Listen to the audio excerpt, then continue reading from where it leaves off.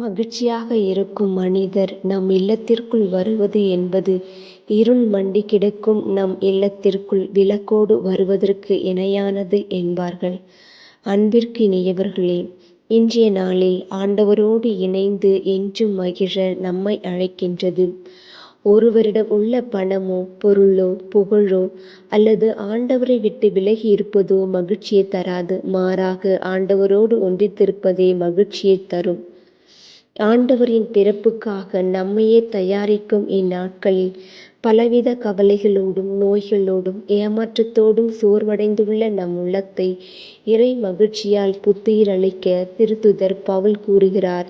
ஆண்டவரோடு ஒன்றித்து என்றும் மகிழுங்கள், மீண்டும் கூறுகிறேன் மகிழுங்கள் என்று கூறுகிறார்.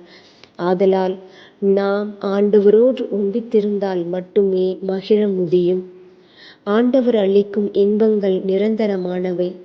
நாம் படும் அனைத்து துன்பங்களுக்கும் தீர்வு ஆண்டவரிடமே உள்ளது என்று உணர்ந்து நம் உள்ளங்களிலும் இல்லங்களிலும் மகிழ்ச்சியின் ஒளி ஏற்றிட நம் ஒவ்வொருவரையும் ஆண்டவர் தம் மகிழ்ச்சியால் நிரப்பிட வரம் வேண்டுவோம்.